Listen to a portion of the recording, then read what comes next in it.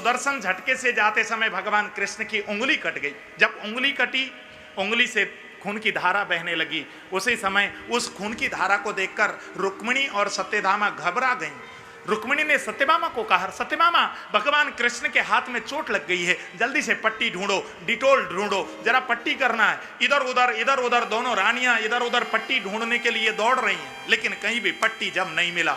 और ये दृश्य उच्च आसन पर बैठी हुई द्रौपदी महारानी ने जब देखा, द्रौपदी अपने आसन को छोड़कर दौड़ लगाकर भगवान कृष्ण के पास आई है और अपनी साड़ी के किनारे को पकड़ा है और आचर से माता द्रौपदी ने फाड़ करके जैसे ही भगवान कृष्ण के हाथ में बांधा है।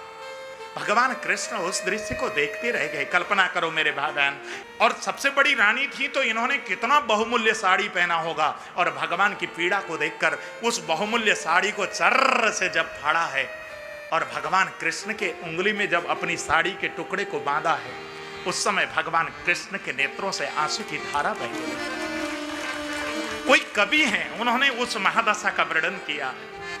शोक सत्यभामा कियो रुक्मिणी रोई धार, बांधन को पट खोजती पटरानी अकुला।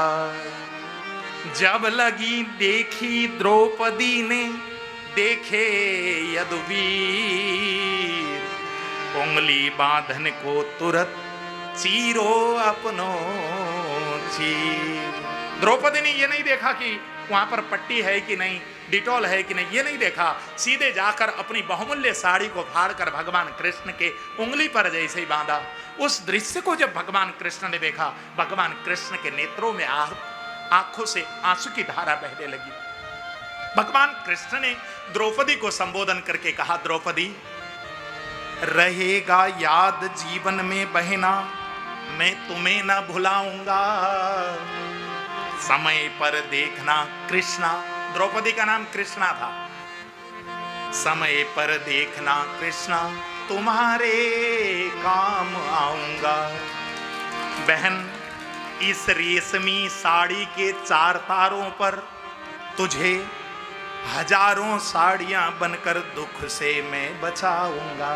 मेरे गोविंद ने आज घोषणा कर दी, हुआ ऋणिया विनीत एकांत में सद्भाव का तेरा, सारे दरबार में गिन गिन के ये खाता चुकाऊंगा। भगवान ने आज द्रौपदी को कह दी, द्रौपदी मेरी रानी रुक्मिणी देखती रह गई, मेरी रानी सत्यभामा इधर उधर पट्टी ढूंढने के लिए चली, ये भी साड़ी फाड़ के मेरे उंगली में बांध सकती थी, लेकिन इनको परवाह नहीं था।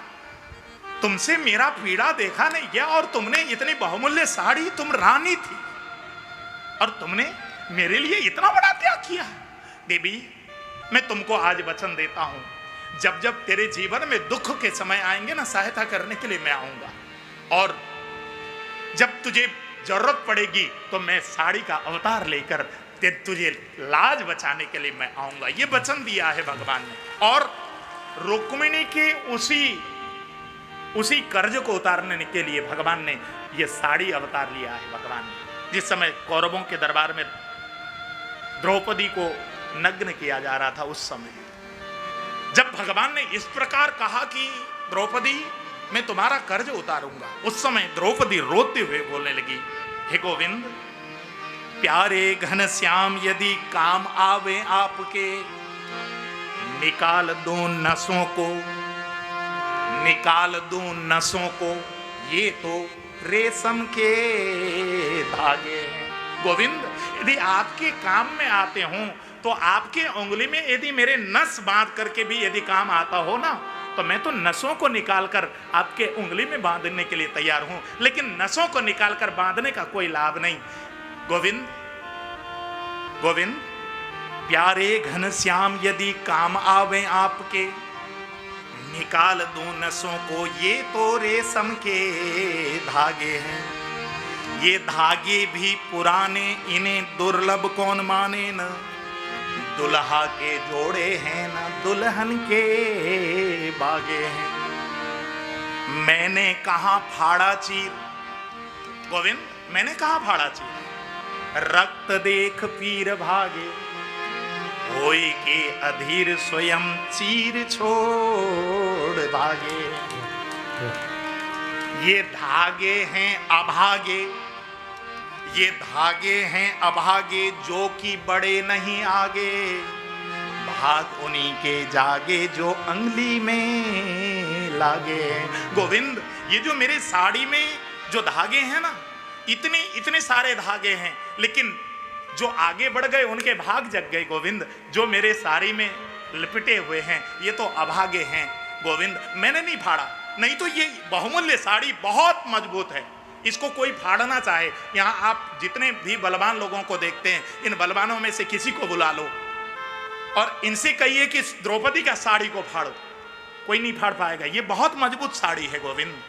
जैसे ही आपके हाथ में उंगली में चोट लगा हुआ देखा तो मेरे साड़ी के ये जो धागे हैं ना, ये तो अपने आप आगे बढ़ गए। इस प्रकार के भाव माता द्रौपदी यहां पर व्यक्त करती हैं। भगवान द्रौपदी के चरणों पर गिर पड़े। द्रौपदी, तूने आज मुझे जीत लिया। द्रौपदी, तेरे हाथों में बिक गया आज तूने ऐसा व्यवहार प्रकट किया मेरे सामने। मेरी पीड़ा को देखकर तुझे इतनी पीड़ा हुई, तो देवी अब तुमको मैं किसी तरह का कोई पीड़ा होने नहीं दूंगा। भगवान ने ये वचन दिया।